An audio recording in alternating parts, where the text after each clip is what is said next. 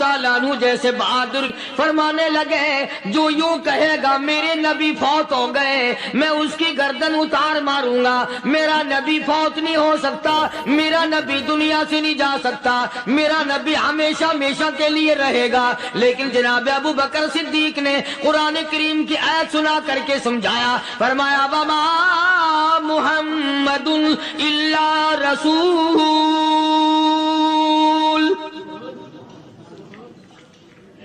قد خلت من قبلہ الرسل۔ اور لوگوں ہر نبی آئے رخصت ہو گئے، ہر نبی آئے رخصت ہو گئے، دنیا نہ پائیدار جگہ ہے، عارضی زندگی، مستعار زندگی، نہ پائیدار زندگی، فانی زندگی ہر کوئی لے کے آتا ہے، جب جانے لگتا ہے تو پتہ بھی نہیں چلتا۔ اس لیے مجذوب کہتا کہ سونے چاندی کی چمک بس دیکھنے کی بات ہے، سونے چاندی کی چمک بس دیکھنے کی بات ہے، اور 4 دن کی چاندنی پھر اندھیری رات ہے، قبر میں ہمیشہ اندھیرا رہے گا۔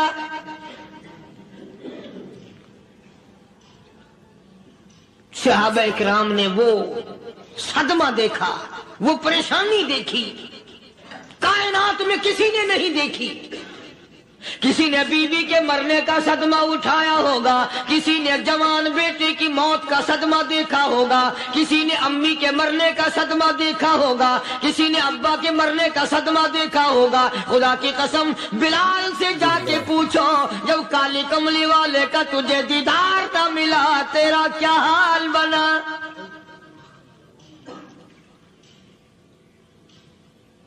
صحابہ اکرام نے وہ عشق نبھایا، کمال کر دیا۔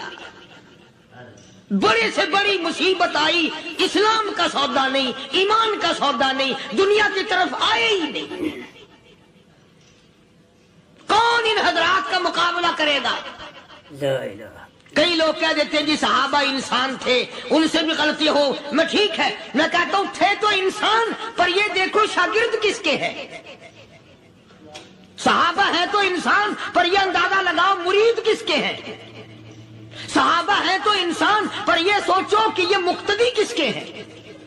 صحابہ ہیں تو انسان، پر یہ دیکھو صحابہ اگر سپاہی ہے تو کالی کملی والا کمانڈر ان چیف ہے۔ براہ راست محمد عربی صلی اللہ علیہ وسلم کے صحابہ شاگرد ہیں، صحابہ حضور کے مرید ہیں، صحابہ حضور کے مقتدی ہیں، صحابہ حضور کی فوج کے سپاہی ہیں۔ ایک ایک نے کمال کر دیا۔ جناب ابو بکر صدیق رضی اللہ تعالیٰ عنہ فرماتے ہیں میں اچانک محلے میں جا نکلا۔ ابو بکر کہتا ہے میری یہ عادت تھی، شروع پہ جو اسلام آیا مکے میں، چودھری مارتے ہیں، رئیس مارتے ہیں، سردار مارتے ہیں، کمزوروں کو مارتے ہیں، جو کلمہ پڑھتا تھا پہاڑ ٹوٹ جاتے تھے، پیر پکڑ کر مکی کی گلیوں میں گھسیٹا جاتا تھا، چمڑا ادھر جاتا تھا۔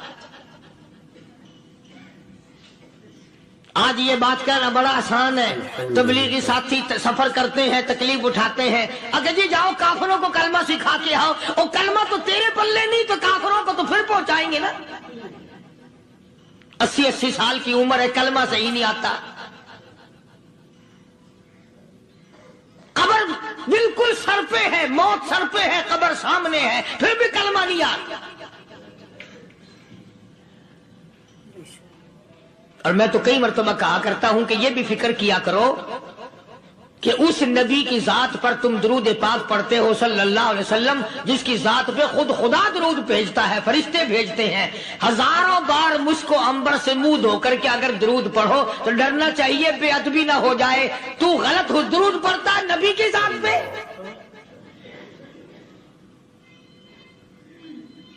اور اس کو صحیح کرنے کا فکر نہیں رکھتا۔ چنانچہ ابو بکر صدیق رضی اللہ تعالیٰ عنہ چکر لگاتے لگاتے ایک محلے میں جا نکلے. وہاں جا کے دیکھا ایک نوجوان ہے، غریب صحابی، نادار صحابی، مفلس صحابی، کافر کا غلام ہے، کالی کملی والے صلی اللہ علیہ وسلم کا کلمہ پڑھتا ہے. کافروں نے پکڑ کر گرم گرم ریت پہ اونڈا کر کے لٹایا ہوا ہے اور کئی کافر اس صحابی کی کمر پہ چڑھ کر لتاڑ رہے ہیں. اس کی کمر پہ چڑھے ہوئے ہیں. جناب ابو بکر صدیق رضی اللہ تعالیٰ عنہ فرماتے ہیں میں نے دور سے دیکھا، میں سمجھ گیا کوئی غریب آدمی ہے. جب میں قریب گیا فرماتے ہیں میری آنکھ نے دیکھا ابو فقیہ صحابی، میں نے پہچان لیا. کئی آدمیوں کے لتاڑنے کی وجہ سے، کئی آدمیوں کی کمر پہ چڑھ جانے کی وجہ سے ابو بکر کہتا ہے اتنی لمبی ابو فقیہ کی زبان باہر نکل آئی، منہ سے زبان باہر لٹکی ہوئی ہے، مار رہے ہیں کافر. جناب ابو بکر صدیق رضی اللہ تعالیٰ عنہ نے فرما دیا نہ مارو، اللہ کا بندہ ہے.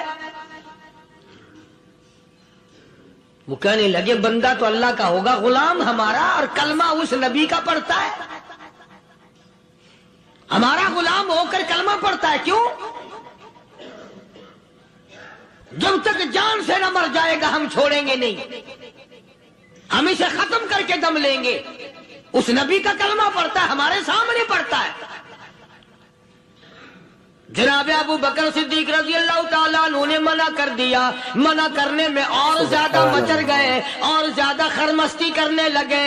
ابو بکر فرماتے ہیں میں بالکل قریب کھڑا تھا، ظالموں نے ابو فقیہ کی پسلیوں پہ کمر پہ چھلانگیں لگانی شروع کر دی. جناب صدیق اکبر رضی اللہ تعالیٰ عنہ فرماتے ہیں میں بالکل قریب کھڑا تھا جب انہوں نے چھلانگیں لگائیں صحابی بے نوا اور مفلس غریب صحابی کی کمر پہ. اچانک میرے کانوں میں کڑاک کڑاک کر کے پسلیاں ٹوٹنے کی آواز آنے لگی.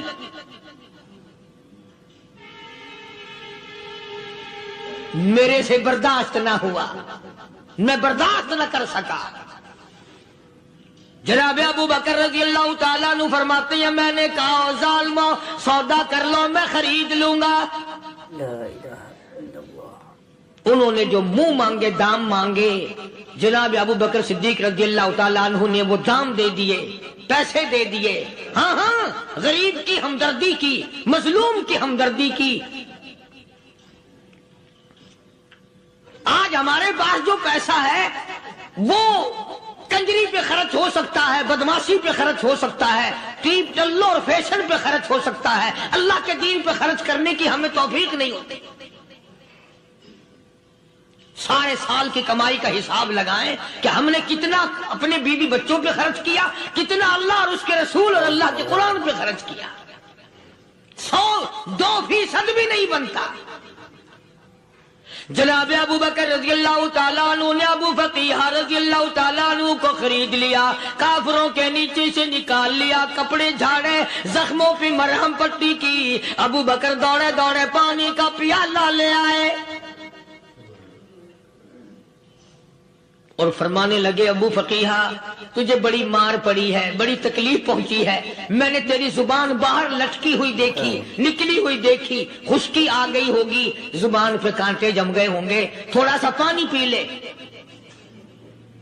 ابو فقیہ کہتا ابو بکر تیرے احسان کا بدلہ خدا دے گا، تیری مہربانیوں کا بدلہ خدا دے گا. میں نہیں دے سکتا، تو نے پیسے خرچ کر کے مجھے آزاد کرایا، میں تجھے دعا دے سکتا ہوں. میں غریب ہوں، میں نادار ہوں، میں مفلس ہوں، میں مسکین ہوں. اور ابو بکر تنگ نہ کر، میں پانی پی نہیں سکتا.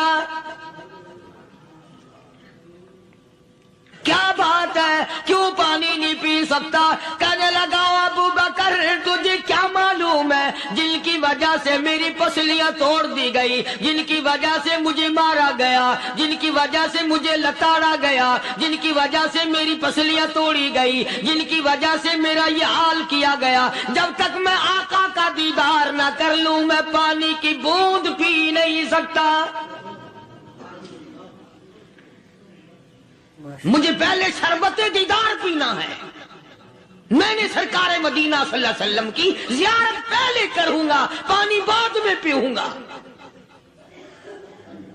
او ابو بقیہ، تجھے تو بڑی سخت مار پڑی ہے، تجھے تو بڑی تکلیف پہنچائی گئی ہے، میں تجھے حضور کے دربار میں لے کے چلوں گا، تو پانی تو پی لے. کہتا کوئی مجنوں بتاتا ہے، کوئی کہتا ہے دیوانہ، کوئی مجنوں بتاتا ہے، کوئی کہتا ہے دیوانہ.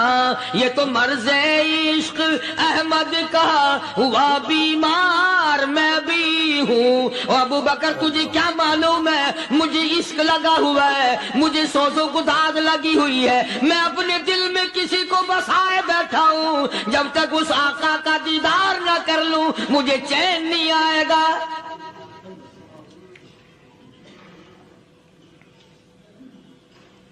ہمیں عورتوں سے محبت ہے، ہمیں اولاد سے محبت ہے، ہمیں کوٹھی بنگلے سے پیار ہے، ہمیں روپے سے پیار ہے، ہمیں بڑی جاہ و حشم سے پیار ہے. اور خدا اور اس کے رسول سے پیار کرنے والے لوگ مدینے کے قبرستان میں سو گئے. قرآن سے پیار کرنے والے لوگ، حضور کے درباری لوگ وہیں سو گئے. اندازہ لگاؤ، کوئی مار کھا کے اپنے ماں باپ کے پاس جائے گا، کوئی بھائی برادری میں جائے گا، کوئی تھانے میں رپورٹ لکھوانے جائے گا، کوئی اسپتال میں سرٹیفکیٹ لینے جائے گا، کوئی ڈاکٹری کرانے جائے گا.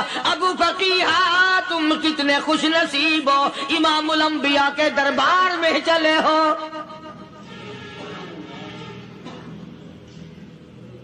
حضور اکرم سب کہہ دو صلی اللہ علیہ وسلم کے دربار میں ابو فقیہ کو لایا جا رہا ہے. علماء نے لکھا ہے کہ جب ابو فقیہ حضرت کے دربار میں پہنچے تو خبر تو پہلے تھی نا کہ بڑی مار پڑی ہے. رحمت کائنات نے اٹھ کر سینے سے لگا لیا. تشریف فرما ہوئے، فرمایا ابو فقیہ جی حضور، میں نے سنا ہے تو نے پانی نہیں پیا، اتنی مار پڑی تیری پسلیاں توڑ دی گئی، تیری کمر پہ چھلانگیں لگائی گئی، تجھے گرم گرم لیپ پہ لٹایا گیا، تیری زبان باہر نکل آئی، اور میں نے سنا ہے تو نے پانی نہیں پیا. کہتا ہے آقا ہاں نہیں پیا.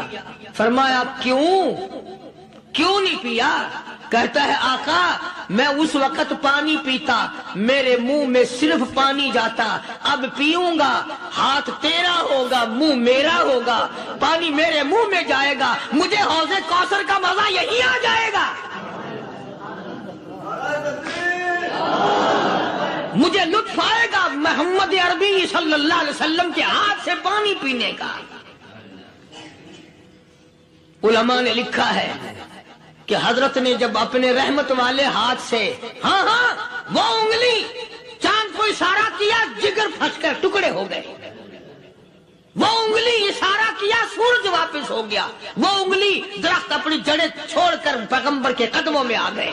وہ انگلی جن میں کنکر پہاڑ کے لیے تو کلمہ پڑھنا شروع کر دیا. وہ انگلی اونٹ کی طرف کی تو بول پڑا. وہ انگلی چڑیا سامنے آئی تو انہوں نے شکایت کر دی. وہ انگلی جن کو دیکھ کر کے بیت اللہ پھر گیا.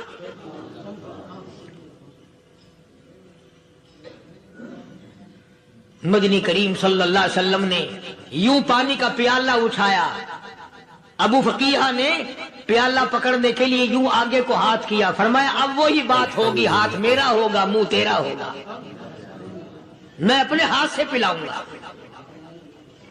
ابو فقیہ کو پانی پلا دیا اور پانی پلانے کے بعد پوچھا اب تیرا کیا حال ہے؟ اب حال کیا ہے؟ کہتا ہے آقا تیرے چہرے پہ فدا شمس و قمر، تیرے چہرے پہ فدا شمس و قمر، تیری زلفوں پہ تصدق شام و سحر، تیرے چہرے پہ فدا شمس و قمر، تیری زلفوں پہ تصدق شام و سحر، رخسار پہ ٹھہرے کس کی کی نظر، تیری بانکے ادا کا کیا کہنا، او کالی کملی والے تیری زیارت ہوئی سارے دکھ بھول گیا، میرے سارے غم ٹل گئے، میرے سارے دکھ دور ہو گئے، میری ساری پریشانی دور ہو گئی، اور میں تو اب مزے میں ہوں۔ جناب ابو بکر صدیق رضی اللہ تعالیٰ عنہ نے مال خرچ کیا، صحابہ کرام کی جانیں بچائیں۔ قیامت کا دن ہوگا، ساری کائنات کی پیشی ہوگی، اللہ پاک پوچھے گا تو دنیا میں کیا کرتا تھا؟ کوئی کہے گا میں کھیتی باڑی کرتا تھا، کوئی کہے گا میں دفتر میں نوکر تھا، کوئی کہے گا میری دکان تھی، کوئی کہے گا میں یہ کمائی کرتا تھا، کوئی کہے گا میں یہ کمائی کرتا تھا۔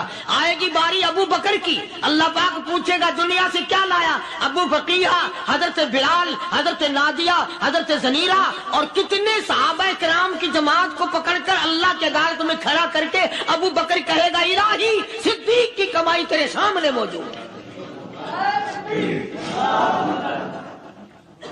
مبارک ہیں یہ لوگ کہ ان حضرات نے محض اللہ اور اس کے رسول کریم صلی اللہ علیہ وسلم کو راضی کرنے کے لیے اپنا سب کچھ قربان کر دیا، اور خود رسول کریم صلی اللہ علیہ وسلم نے ان کو ایسی تعلیم دی، ایسے اخلاق دیے کہ حد ہو گئی۔ دربار رسالت ہے، ایک کافر مسافر آتا ہے بھی کافر، ہے بھی مسافر، ہے بھی معمر، بوڑھا آدمی ہے۔ کبھی کبھی سوچتا ہوں کہ اس زمانے کے تو کافروں میں بھی کوئی خوبی ہوا کرتی تھی، منافقت تو نہیں تھی نا،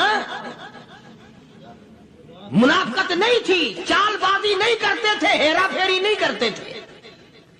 سبحان وہ بوڑھا مسافر کافر سرکار دو عالم صلی اللہ علیہ وسلم کے دربار میں آیا، آ کے کہنے لگا نبی اللہ میں بوڑھا ہوں، مسافر ہوں بھی تیرا اور تیرے خدا کا منکر، پر میں سوال کرتا ہوں کوئی سواری دو، میرا گھر بڑا دور ہے، میں اس پر سوار ہو کر اپنے گھر پہنچ جاؤں۔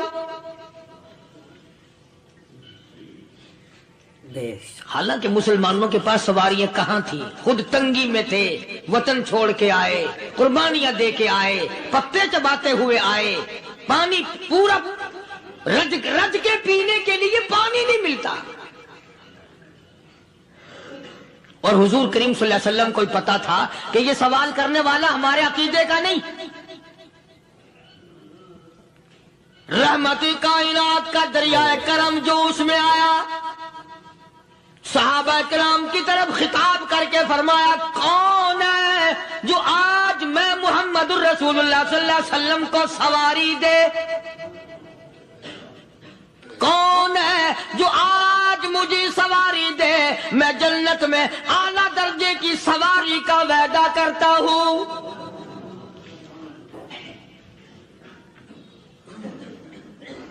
حضرت عبادہ بن ثابت رضی اللہ تعالیٰ عنہ صحابے اٹھے اور اپنی ڈاچی، اپنی اونٹنی حضور کے ہاتھ میں پکڑا دی، اور حضور نے اس مسافر کو دے دی کہ لے بھائی سواری تجھے مل گئی۔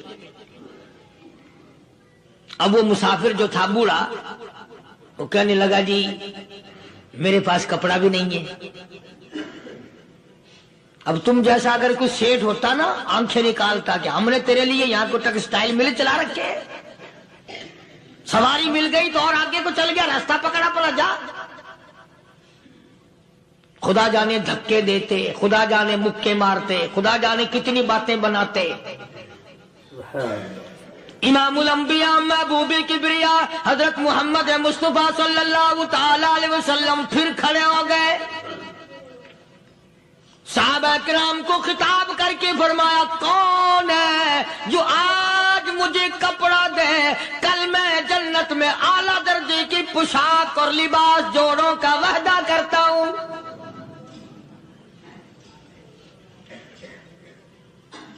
ایک صحابی نے اپنا کپڑا اتار کر حضور کے ہاتھ میں دے دیا صلی اللہ علیہ وسلم، یعنی ان کو کتنا یقین ہے حضور کی زبان پہ، سودا جنت کا ہو رہا ہے، زبان ہے کالی کملی والے کی، سودا ہو رہا ہے جنت کا۔ اور آج تمہیں سارا قرآن سنا دو، وہ سنانے والے کا بھی ڈلا تے سننے والا، مولوی کہتے رہتے ہیں یار کوئی بات نہیں، جنت کس نے دیکھی ہے؟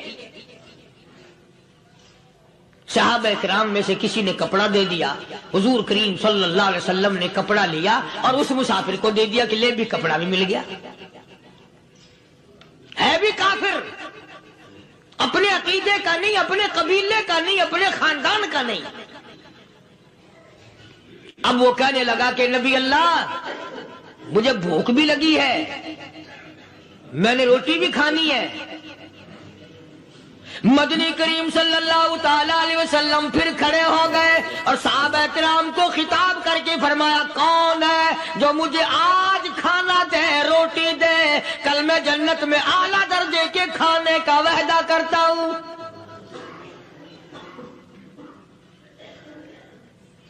اس سوال کا جواب پورے مجمع میں سے نہ ملا۔ یوں لکھا علماء نے 300 صحابہ کا مجمع بیٹھا ہوا تھا۔ فاقہ ہو 300 صحابہ کا بھی فاقہ، کالی کملی والے کا بھی فاقہ، 3 دن سے کچھ نہیں کھایا، کچھ نہیں ملا، کوئی جواب نہ ملا، صحابہ کرام کی جماعت خاموش رہ گئی۔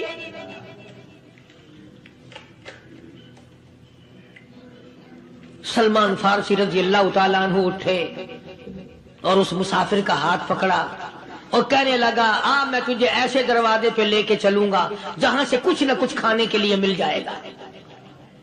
آیا ہے سلمان فارسی مسافر کو لے کر خاتون جنت سیدہ فاطمہ الزہرا رضی اللہ تعالیٰ عنہا کے دروازے پہ اور آواز لگائی یا اہل بیت رسول اللہ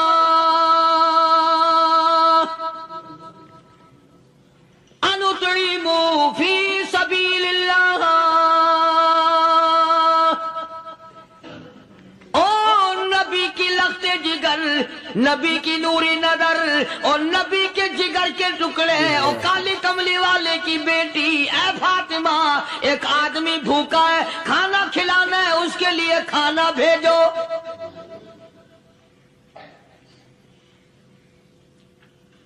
اندر سے آواز آتی ہے اور رونے کیسی آواز میں جواب ملا، سیدنا حسن سیدنا حسین رضی اللہ تعالیٰ عنہما، ان کی شکلیں دیکھو، 4 دن کے فاقے نے بچوں کی شکل بگاڑ دی۔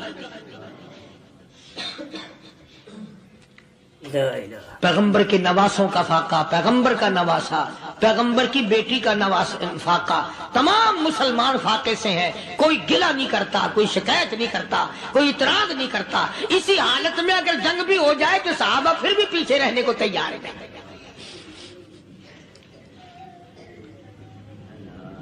جب اندر سے یہ جواب ملا کہ تمہارا تو 3 دن کا فاقہ ہے، فاطمہ کہتی ہے میرا اور میرے بچوں کا 4 دن کا فاقہ ہے،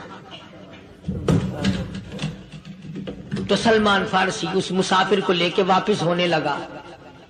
اندر سے آواز آتی ہے خالی نہ جاؤ، میرے سر کی چادر لے جاؤ، یہ لے جا کر یہودی کے پاس گروی رکھ دو، گہنا رکھ دو، غلہ لے آؤ، میں پیس پکا کے کھلا کے بھیجوں گی۔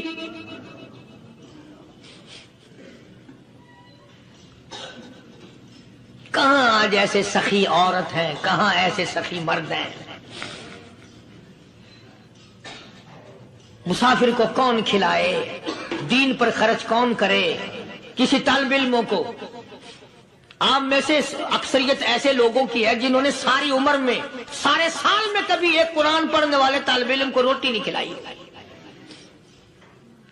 اور پھر یہ کبھی نہیں سوچا کہ میں آخر کما رہا ہوں تو کیا کر رہا ہوں۔ بس شیطان یوں کہہ دیتا ہے یہ تو بڑے بڑے امیروں کا کام ہے، تو غریب آدمی ہے، تیرے بس کا یہ کہاں کام ہے؟ یہ تو بڑے بڑے امیروں کا کام ہے طالب علموں کو، مسافروں کو کھانا کھلانا۔ کل قیامت میں اگر اللہ نے یہ فرما دیا کہ جنت تو میں نے امیروں کے لیے بنائی ہے، تو مزدور ہے، بھاگ یہاں سے، پھر کیا بنے گا؟ مولانا مظفر حسین صاحب کاندھلی سب کہہ دو رحمت اللہ علیہ، بہت بڑے بزرگ گزرے ہیں، ہمارے اکابر میں سے ہیں۔ کاندھلا ایک قصبہ ہے جس نے بڑے بڑے ولی پیدا کیے ہیں. مولانا مظفر حسین صاحب کاندھلی، مولانا الہی بخش صاحب کاندھلی، مولانا محمد زکریا صاحب شیخ الحدیث رحمت اللہ علیہ کاندھلے کے، مولانا محمد الیاس صاحب دیلوی رحمت اللہ علیہ امیر تبلیغی جماعت کے ایجاد کرنے والے، شروع فرمانے والے، یہ بھی کاندھلے کے ہیں. تو یہ سارے بزرگ اس قصبہ کاندھلے کے ہیں.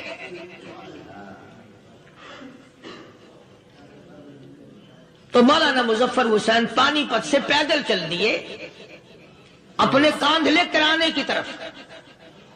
راستے میں ایک بستی آئی، شام ہو گئی تو حضرت نے وہیں قیام کر لیا، ٹھہر گئے. عصر کی نماز پڑھی، مغرب کی نماز پڑھی، مسجد میں صفائی کی، اذان دی. کوئی ایک آدھ آدمی آیا تو جماعت کر لی. وہ جو آدمی آیا اس نے پوچھا مولانا آپ مسافر ہیں؟ کہ جی ہاں. کہ رات کو یہی رہو گے؟ کہ جی حضور. وہ آدمی 3 روٹیاں لے کر آیا اور مولانا نے وہ تینوں روٹیاں کھا لی اور سو گئے. تو مولانا فرماتے ہیں کہ مجھے اس رات میں حضور اکرم صلی اللہ علیہ وسلم کا 3 مرتبہ دیدار مل گیا. 3 مرتبہ حضور کی مجھے زیارت ملی. مولانا فرماتے ہیں میں تو اگلے دن بھی وہاں ٹھہر گیا کہ یہ جگہ چھوڑنے کی ہے، جہاں اتنی بڑی دولت ملے یہاں تو ساری عمر پڑا رہے آدمی. تو حضرت فرماتے ہیں کہ اگلے دن وہی مسافر، مولانا مسافر ہیں، وہی آدمی ہے، 2 روٹیاں لے کر آیا. اور مولانا فرماتے ہیں میں نے 2 روٹیاں کھا لی تو اس رات کو مجھے 2 مرتبہ حضور صلی اللہ علیہ وسلم کا دیدار ملا. میں تیسرے دن بھی وہی ٹھہر گیا. تیسرے دن شام کو وہی آدمی 1 روٹی لے کر آیا اور میں نے وہ روٹی کھا لی. تو اس رات کو حضور کریم صلی اللہ علیہ وسلم کی 1 مرتبہ زیارت ہوئی، 1 مرتبہ دیدار ملا. تو مولانا فرماتے ہیں میری سمجھ میں یہ بات بیٹھ گئی کہ یہ نہ تو جگہ کی برکت نہ بستی کی برکت، یہ تو اس کی روٹیوں کی برکت ہے. 3 کھائی تو 3 مرتبہ دیدار ہوا، 2 کھائی تو 2 مرتبہ دیدار ہوا، 1 کھائی تو 1 مرتبہ. یہ تو اس کی روٹی کی کرامت ہے. تو وہی آدمی جو روٹی لانے والا تھا وہ کہنے لگا مولانا کل آپ تشریف لے جائیں، یہاں نہ ٹھہرنا. تو حضرت فرماتے ہیں میں نے کہا کیوں بھائی، مجھے تو ایسی دولت مل رہی ہے میں یہیں پڑا رہا ہوں. وہ کہنے لگا اللہ والے آپ کو پتہ نہیں، پرسوں میں مزدوری کر کے اتنا ہی آٹا لایا تھا کہ 3 روٹیاں بنی. اتنا ہی آٹا بنا تھا، 3 روٹیاں بنی. میں اپنے نام کی روٹی اٹھا کے چل دیا. میری بیوی نے پوچھا کہاں؟ میں نے بتایا مسجد میں ایک اللہ والا مسافر ہے. وہ کہنے لگی میں بھی فاقہ کر لوں گی، میرے نام کی روٹی بھی اس مسافر کے لیے لے جا. کہتا ہے میں نے دونوں اٹھا لی. تیسری روٹی ایک بچہ ہمارا اس کے لیے چھوڑ دی. وہ بچہ کہنے لگا اچھا ماں باپ جنت میں جائیں، بیٹا کدھر رہے گا؟ میں بھی فاقہ کروں گا، میرے نام کی بھی لے جا.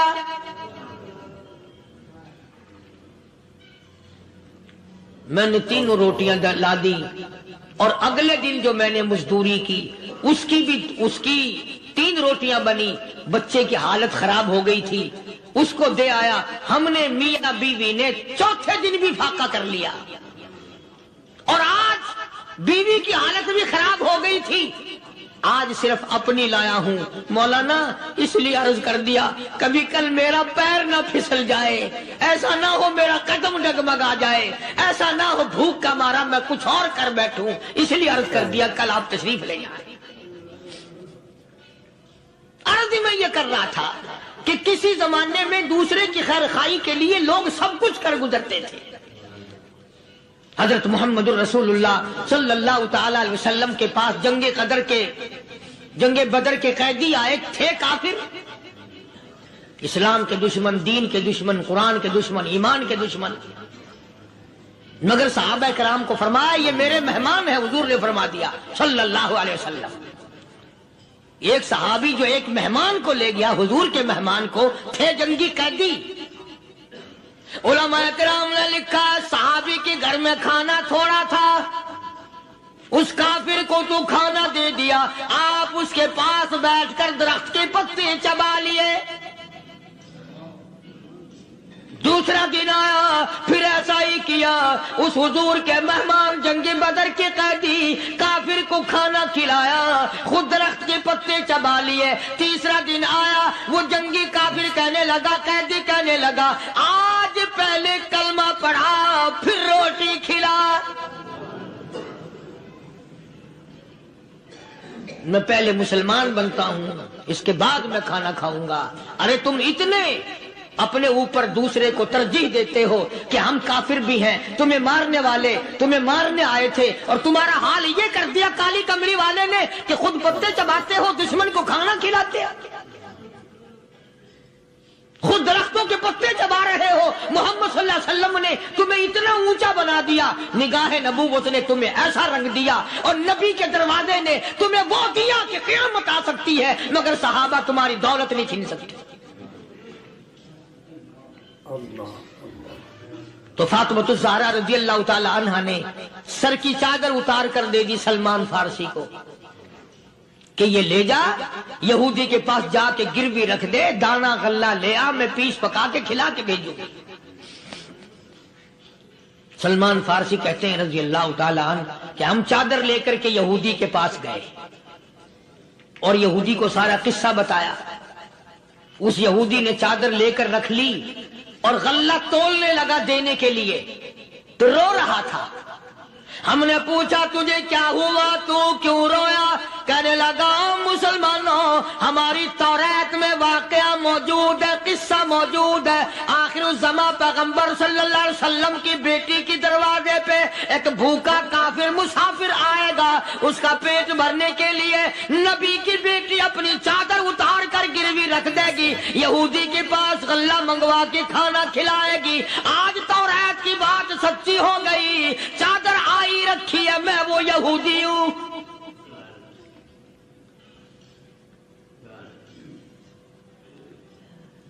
اور غلہ تول کر دے دیا۔ سلمان فارسی کہتے ہیں یہودی میری ساتھ ساتھ چل دیا۔ خاتون جنت سیدہ فاطمۃ الزہرا رضی اللہ تعالی عنہا کے دروازے پہ آیا، اور جب ہم نے غلہ دے دیا، چادر بھی اندر یہودی نے پہنچا دی کہ میں چادر بھی واپس دینے آیا ہوں، اور سلمان کو کہنے لگا اب دیر نہ لگا، دیر نہ کر، کیوں؟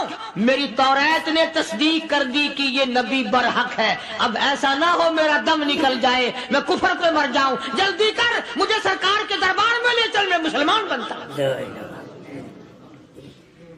اور اسی کو جا کے کہنے لگا تیری صورت، تیری سیرت، تیرا نقشہ، تیرا جلوہ، تیری صورت، تیری سیرت، تیرا نقشہ، تیرا جلوہ، تبسم گفتگو بندہ نوازی، خندہ پیشانی، او کالی کملی والے میرا دل ہو، تیرا گھر ہو، تیرا در ہو، میرا سر ہو، تمنا مختصر سی ہے مگر تمہید گولانی۔